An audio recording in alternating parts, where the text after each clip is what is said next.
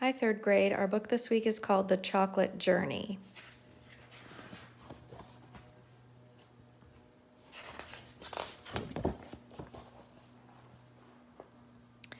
It's probably safe to say that you've tasted chocolate. What do you know about it? Where did it come from? Who discovered it?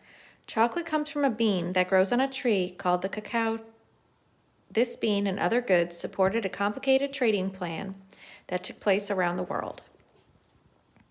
For hundreds of years, cacao trees grew only in river valleys in the hot, humid climate in South America. The Mayas harvested the beans by cutting down the pods with a machete and taking the beans from the pulp. After the beans were dry, they roasted them and ground them into nibs or small pieces. Cocoa butter from the beans and the nibs was used to make cocoa, a kind of chocolate.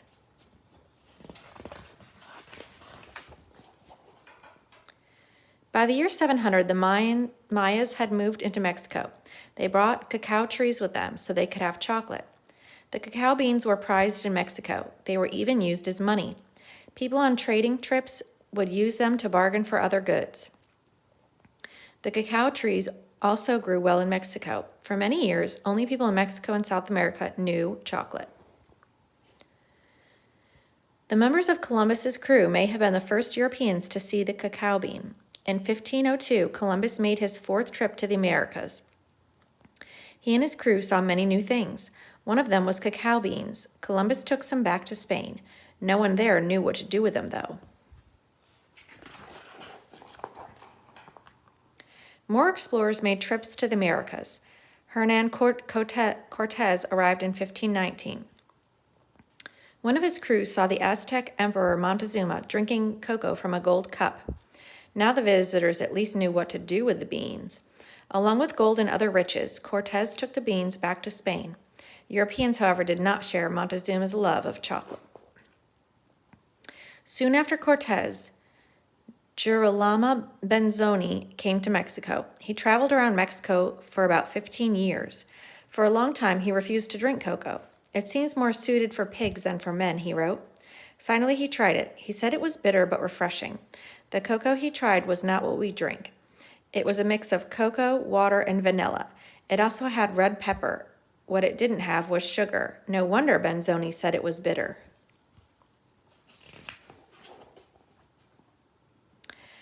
About 60 years after Benzoni visited Mexico, people in Spain began to try new ways to make cocoa. The first steps were the same. The farmers in Mexico harvested the beans. They cut down the pods with a machete. They took the beans from the pods and ground them into nibs. However, the Spanish changed the way cocoa was made. They added sugar. Now the drink was sweet. It was not bitter. People in Spain liked this new cocoa drink. Soon people in other European countries tried it. Before long, people everywhere were drinking it. It was sold in a new kind of restaurant, the Cocoa Cafe. Cocoa was served hot or cold with cinnamon, cloves, hazelnuts, and other flavors. People enjoyed it the way some people like to drink coffee today.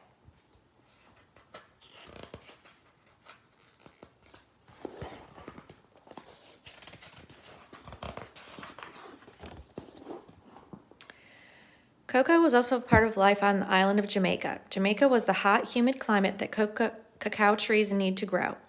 Many British people traded with people in Jamaica.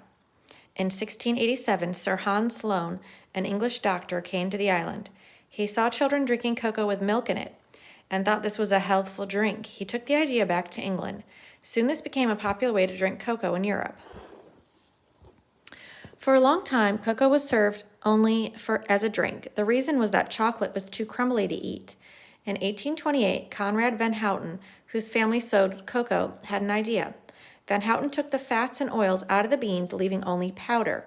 Then he added the fats and oils back to the powder. This made it smooth and easy to shape into bars and candy. A new use for cocoa was here to stay.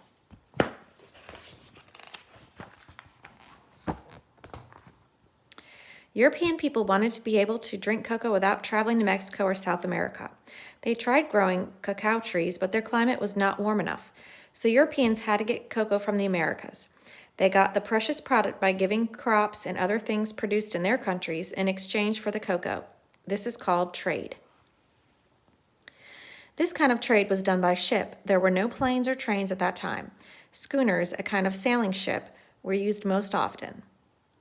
Traders in Europe loaded the schooners with things that people in the Americas wanted. For example, European traders brought horses, pigs, and cows to the Americas. They also brought wheat. None of these things had been known in the Americas. They soon became part of life in this area of the world. The traders took other things besides cacao beans back to Europe. They took back potatoes, pumpkins, squash, and corn. None of these things had been grown in Europe. Soon they were being grown there too. This exchange of animals and crops changed what people ate and how they lived. People grew new crops. They had new foods to eat. In Europe, people started growing corn and potatoes. They were easy to grow and helped feed the many people in Europe. People who study history call this trade of products the Columbian Exchange.